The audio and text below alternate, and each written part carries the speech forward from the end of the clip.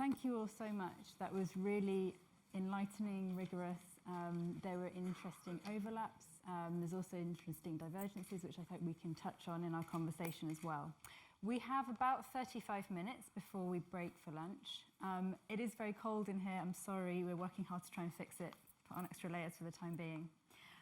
But this is not a panel discussion as such. This is an opportunity for you, the audience, to ask questions. So who would like to start us off? Any questions? Sabina. Can you wait for the microphone, please? I'm so sorry, I was told not to do this. Fantastic presentations, and all of you gave us so much to think about. I think each of the presentations raises so many interesting questions, and I think I probably have a question for everyone, but I'm just going to limit my question to one, and that is to Alexandra. I was very struck by this theme that there was a kind of a running underlying theme in your presentation, especially in this whole debate with Ansel Adams, where there's this whole conversation around pictorial photography. And I know this from my own experience of having worked on amateur photography in India, that there is this kind of disdain for the pictorial as somewhere kind of base, not important enough, landscape and just pretty pictures and all of that. And yet there was a way in which it was so popular. And I'm still trying to get my finger on, what is it that caught the image? And I think you put it so well when you said that, she responds by saying that, this is something that, ordinary people relate to. And I was wondering whether you wanted to push that point a little further, because I think it was a very interesting point. And, here is somebody who's a professional photographer questioning her on that. And then she has a response to that. So I just wanted you to push a little further on that. Yes. Thank you for the question.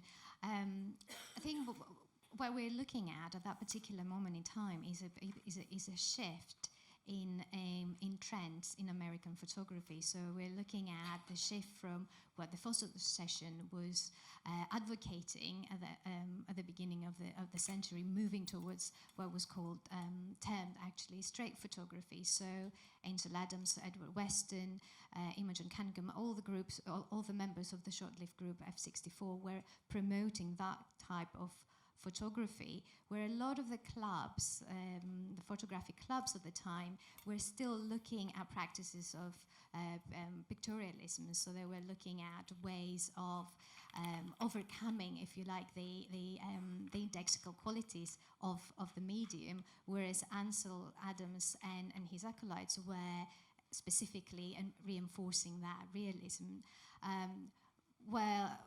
The case of Morley was specifically interested in that kind of photography because she was supporting local practice, and that was the origins, as I was saying, the beginning of the presentation of the museum actually went all the way back to the beginning of that century, where the association, the San Francisco Association of Artists, actually supported the foundation of a museum of art. So in this respect, she was trying to include all these different groups, and rather than create a museum that would specifically target art connoisseurs. Interestingly, and that's something that I didn't have time to develop in my presentation, that very year that she had this correspondence with Ansel Adams, the Museum of Modern Art in New York established a new photography department that was headed by Willard Morgan, who was much more open than the Beaumont Newhall. He wanted to embrace all types of photography. And the year after, 1944, he also organized an exhibition which was all about amateur photography, the folk art of the camera. So you can see that kind of shift that it was happening at MoMA at the time in the 1940s, because photography was not just big business at that time, was also capturing popular imagination, and museums that wanted to widen up their publics had to include this kind of photography. And just to say that ties in very beautifully with Lisa's presentation, because Lisa was also talking about how vernacular, I mean, you were trying to bring that into the collection, so I thought that worked very well.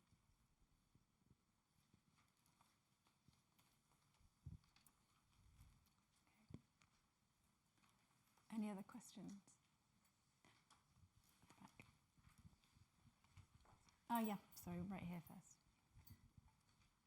Hi, I was thinking quite a bit about during Susan's presentation, she used this phrase that I really appreciated, where women artists were remaking and unmasking boundaries. And I thought about that in Odun's presentation, and I was wondering, Odun, whether you know, do you see kind of younger women in Nigeria forming collectives or individually kind of challenging these boundaries, especially with the rise of social media? You know, I wonder if they're kind of just younger women that are really challenging all these horrible stereotypes that are placed on them. Like I said, from the images I showed you some images of works of contemporary female artists that are working now. Some stay within the country, some have left, and might still be coming back. But then, this is the thing, in this environment, which is something I mentioned concerning collaborations and things like that, the forming of collectives, most of the time, if it might work, you know, in diaspora, but then in that space, it's just coined as, you know, something for the women. You know, it doesn't fall in professional practice. For instance, in the 2018 Lagos Photo Festival, a lot of the presentations were by female photographers, and the curator in the interviews towards the festival explained the theme of the festival and everything that was going on concerning it, and the fact that there were so many female participants that shouldn't be construed as a female activity. But when the headlines came, which is something I wrote in my paper, there was not one headline that gave credit to the project for what the project was. The first headline came in, with 4 female curators working on photography. Why? Then there was another one that came with why there are so many women in the coming photo festival. Everything focused on the women participating. In other words, the interest was on how they're helping women, how they're, you know, giving them a chance to speak and things like that, and giving no credit or quality to the content of what was being presented. So these reasons, they make people, you know, not getting to collectives. They have one-offs. There are so many group events that you probably have shows that they're only female practitioners, but they don't present it as that. The press and the critics do present it that way. So it discourages those kind of things. But there is a lot of encouragement that happens individually, you know, between artists in practice.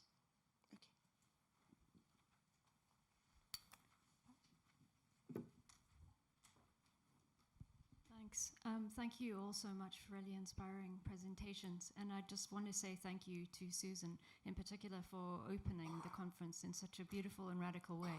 And I think that your presentation helped us to remember what comes into view when we frame something with the word woman, but also what gets emitted and the work that we have to do in order to remember race and class and sexuality and gender and all of the other differences that are perhaps occluded in some ways by using the term woman. So thank you very much. Thank you.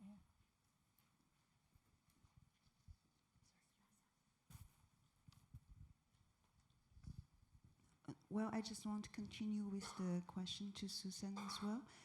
It's a very beautiful, poetic, self-giving away description of both about identity, gender, and where you come from. So I just wonder, because you use a lot, in your talk, you use many times this word decolonial feminism.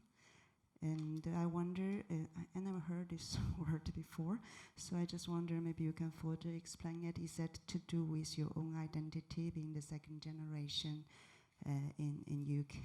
And yes, this is for me like something, a geography and something of a gender issue, and you put them together. Maybe just for the explanation. Thank you. Thank you both for your comments and questions there. As I said in my opening, what I don't feel in a position to offer at all are explanations or definitions. And when I went on to quote Maria Lugones, it was also to say the words that come are not definitions, but words of guidance to perhaps point us along what might be construed as a decolonial ways of thinking and doing. So there's a complex set of concepts there, but for me, broadly, thinking about the decolonial is to, in differentiation from the post-colonial, say, is to acknowledge a much wider, in fact, global historical and geographical frame that goes back to the 1500s and the incursions of the Americas, and to not be referring only to predominantly 19th century imperial history and theorizations around those, for example, by Homi Bhabha, Gayatri Spivak. So in one sense, it's about recognizing that much longer historical frame, and to recognize the interconnection and intersection of histories and geographies imbricated in a global move to colonize. So that's one aspect. The other is to go back to the comment response prior to your question. It's the challenge of understanding, acknowledging continually the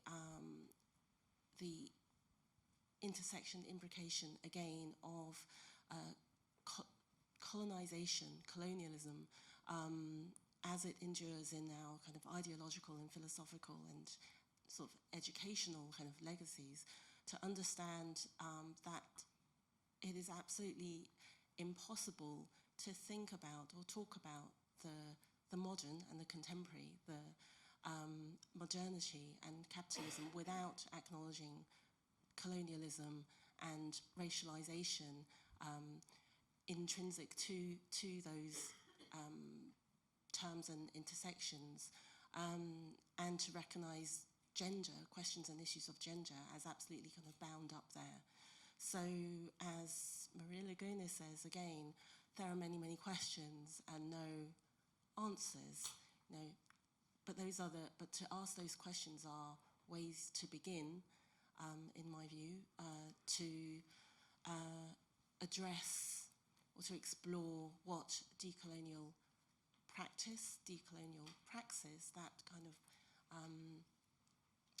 melding, merging, continual kind of weaving of thinking and doing and living, you know, how we live our lives.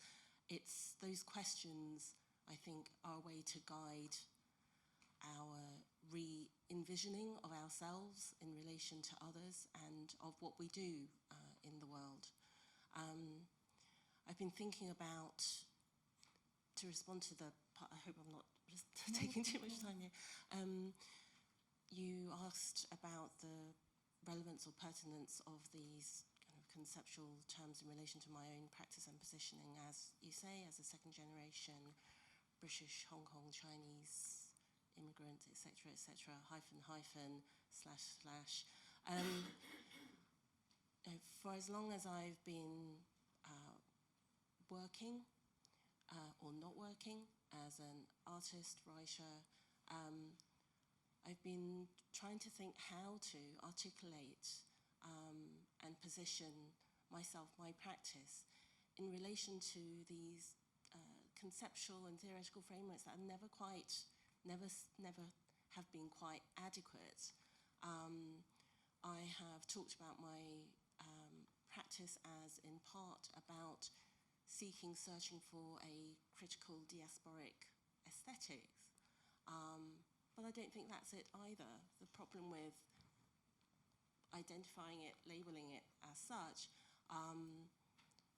puts pressure or stress on geographic dispersal, the kind of dispersal of what might be presumed to be an otherwise unified or homogenized group of people. It doesn't recognize the ways in which the movement of peoples are bound up with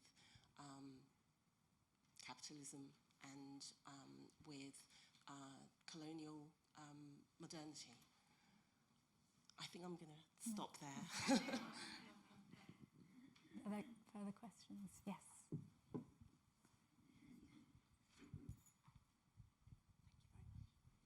I have a question for Lisa.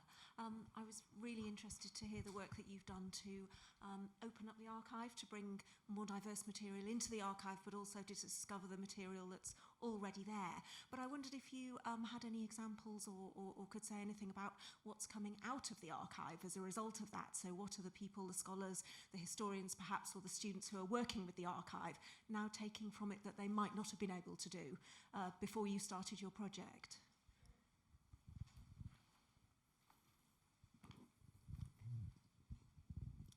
Thanks for the question. So as part of my former position, it was a multifaceted role. My title was curator, but I also had quite a range of duties in terms of an exhibition program, as well as roles teaching courses and both opportunistically teaching workshops for like a history of photography class that wanted to come in and see examples, also usually referred to as the highlights from the history of photography. And so I was immediately able to kind of upend some of the kind of traditional notions of what a highlights is, and kind of started refraining from even using that term.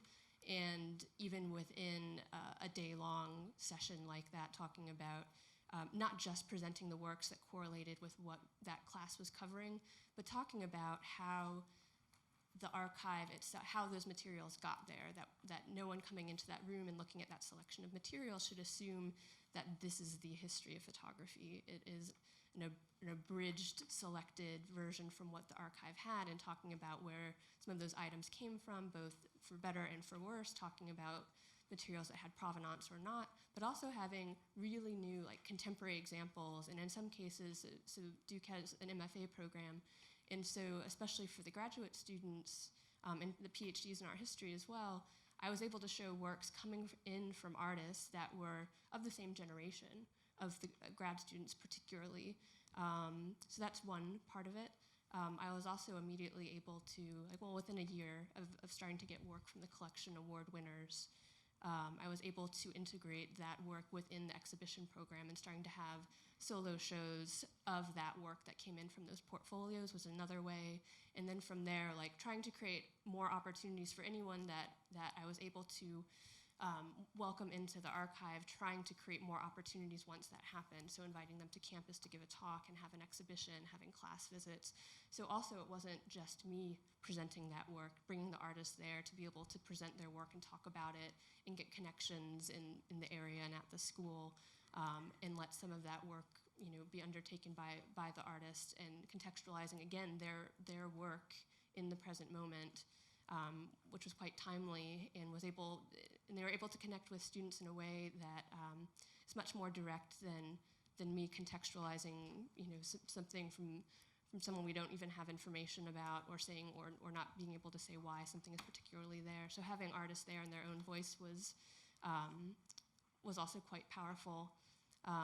But I also taught classes. I developed classes around the archive as well. I taught several classes on archival research for artists, and that also became a way for me to kind of create this framework, but then, young artists and the graduate students to come in and start either doing some of these retrospective projects, trying to write essays or uncover histories related to things in the archive that we hadn't known, or bring attention to work that had previously been overlooked, or to mediate work in the archive within a critical framework, within a new work of art, and then seeing them incorporate that work into their thesis shows. So those were some of the kinds of activities that came out of that. Thank you. Can we have a mic at the front here, please? Thanks.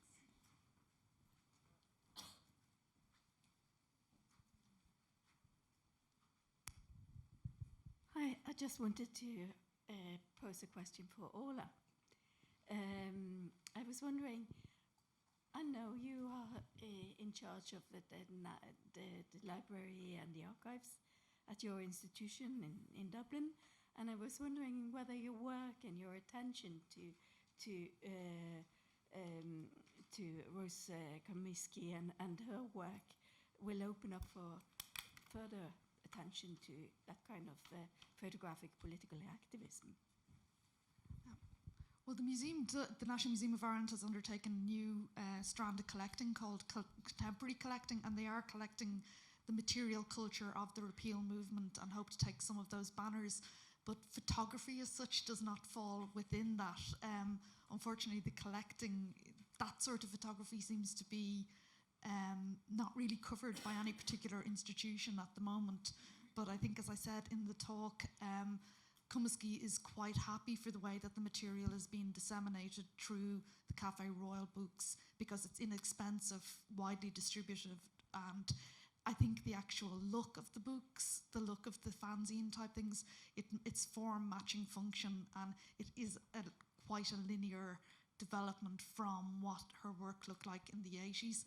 So I think she's quite happy with that. It would be great to see the archive incorporated into somewhere, but as such, it doesn't fall, getting back onto acquisition and collecting policy, it doesn't seem to fall within any particular institution at the moment. A question right at the back,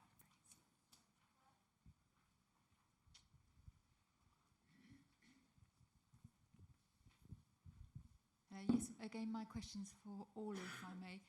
It was really to do with, and I was very struck by you just saying about the CRB books and how the photographer uses that in the contemporary era. But also when you were saying about the photo book as a really important aspect for her own education photographically. And just linking to the last presentation where, again, that the book and the book within the collection becomes very important. And I just wondered, Orla, if you could say more about how Komisky used the photo book as part and parcel of her development and education. Well, she moved back and forth between London and Dublin, and as I said, she was involved in the squatting movement. Took some of her photographs that were in the Squatter's Handbook. So where she was coming across photo books was within generally alternative bookstores, a couple in Camden, that type of thing. She cited Diane Arbus, very much what was in vogue in the late 70s, early 80s, and she still has those books. She brought them along when I met her for the interview to say that it was definitely something that she saw, and she also saw in Dublin at a time when there weren't photo exhibitions, and they were in the libraries of the polytechnics and some of the colleges in Dublin. So it's that sort of thing where there may not be a exhibition venue, but the photo book lives on long after that, and its influence is felt. Great. Any other questions? I have a question for all of the panel, if I may. Using your brilliant presentation, Susan, as a starting point. You mentioned a couple of things I thought were interesting in relation to words, specific words used by each of our speakers. You asked, what stories do we tell? What stories do we continue to tell? You also talked about changing the terms of conversation. And I thought it could be interesting to think about these two things in relation to two words that you all used, or each one of you used in different ways, which was quality and taste. Odun, you used the word quality, you referenced that quite a bit, and Orla, I remember you spoke about Rose's work in relation to the tastes of the time. And I noticed that in conversations around sort of acts of resistance that are used, or a positive action that's used to get women into archives, museums, get their work circulated, these are two words that come up a lot, despite the fact that, as we know, quality, how we define quality and taste is problematic in itself. But Odun, would you like to respond?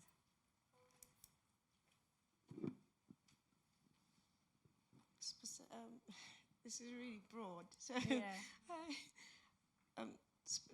let me come at it this way. If I were to, for instance, I will pick on a particular artist and talk. I spoke to several of these artists, and I had this conversation once with Adiola Lagunju, and I also had one with Jumoke Somo. But in talking with Adiola Lagunju, and she, which is very interesting, that she felt comfortable talking with me other than talking with some other academic that isn't female. And she said, "Can I vent?" And we were talking about the opportunities that were available and why she left, because she's no longer in the country. And she said that if the focus is more on how to make some money off being a female artist, then she was no longer interested in that and in what it was being organized, because that the content of her work doesn't get discussed as she would like it to be discussed. Now, in a situation where you have these artists that are presenting art from the point of view, or from from the point of view of a female, from the female gaze onto what's going on, their perspectives are different. What they look at and are interested in presenting becomes different. And in the scope of discussions of what of maybe something that is being curated or being put together, it most of the time sometimes doesn't fit. And most of the time these artists stand alone when they want to present their work, and their work becomes so strong that it's something that can't be ignored because of the content of the work. Yeah. So it's this very funny balancing act that forces these artists to, most of the time, have to strive to find spaces to present their work outside of the general context of we're having these artists come together and we're helping these female artists do this thing or do that thing. The value of what it is that is their perspective, which is the female gaze or their voice, it's not a matter of it being diminished. It's just not considered. It's just overlooked. Yeah. Until it's forced, and then it becomes something that, oh, she was saying this. And but even at that, the need for their work to be discussed is so important, and the platforms for them to be discussed are not there. Yeah. Yeah, please do. Thank you. I'll be much briefer than I was before, I promise. I think questions of quality and taste are evidently questions of value, as you're saying. And to question what we mean and understand by quality or taste is to question who determines those values, who determines what constitutes usable, useful knowledge per se, what constitutes truth. And I think going back to the project that I mentioned briefly in my talk, the AHRC project Black Artists and Modernism, one of our fundamental starting points was to question the why and how of works by artists of, for example, African and Asian heritage, there would be a tendency, there is still a tendency to frame discussions of such works around the artist's ethnicity or geography, rather than, for example, in relation to modernism, and in relation to the terms by which other artworks by, do we even need to say it, white, male, often dead artists are judged. So there are habits in terms of how works are framed and read that need to be challenged, and implicit and explicit judgments of inferiority based on gender, based on ethnicity, based on racialized and other kinds of difference. So I think to kind of connect with the other point that you picked up on, Emma, this idea of the terms of the conversation. On the one hand, we need to change the contents of the conversation, which is, a lot of what's being addressed by the speakers here. There's the work that needs to be done to change what our collections and archives hold. But then there is also a need to change, to consider how we talk about that work.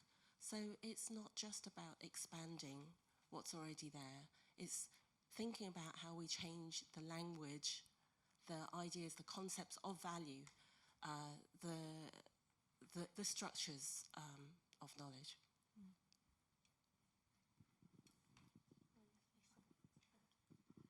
I think the taste for work like Rose Comusky's black and white protest photographs were very much something that people in Ireland didn't want to see during boom times. As I mentioned, Temple Bar was a centre where she was working, which then became a sort of, monster, nothing, very much a neoliberal, commercial, capitalist, and even Rose Comusky's language is something that is not in current vogue or in taste. Mentioning mainstream media and collective action was not really in vogue or something that the powers that be wanted to hear. So that sort of photography really is only re-emerged now that particular topic is considered to be safe. But talking to the photographer, she was applying the Reagan protests to current reluctance to campaign against American powers or American interests in Ireland because of our interest in the tech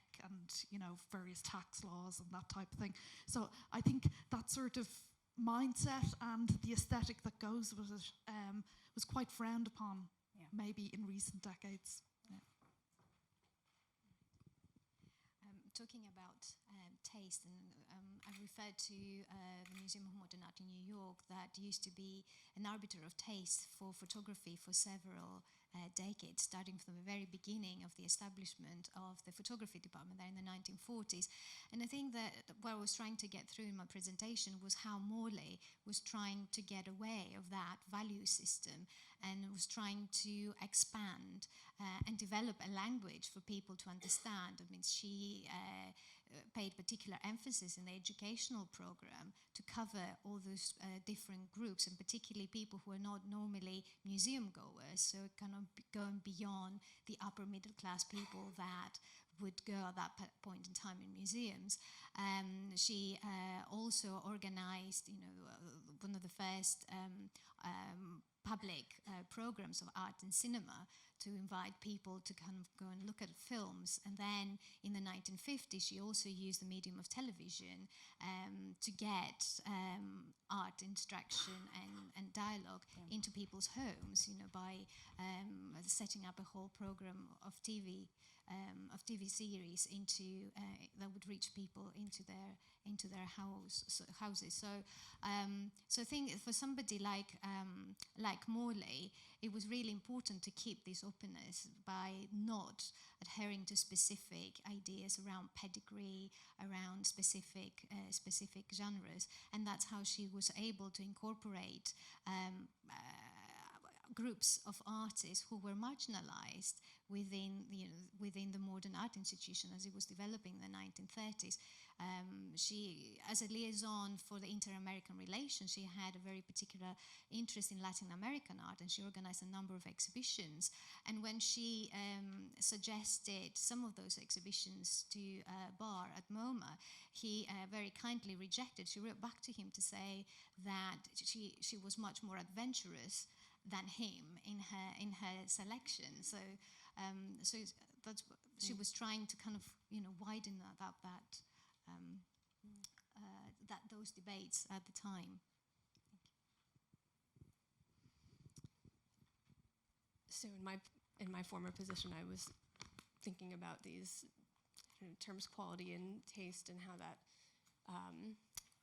the archive had reinscribed the canon, and then again, as I kind of said in my presentation, how I could expand it. And one of the ways that I thought was particularly important was the exhaustive list of artists in the collection that I had the outtake from in my slide. Because as much as I had the purposeful and intentional plan, although I have to say when I presented the 6-point plan, it wasn't just I sat down at my desk one day and I automatically came up with those 6 things within my first year on the job. Some of them emerged over time, but I knew it was important that we represented the artists that we had, and then as I added more to the collection, that I could add those names to that list.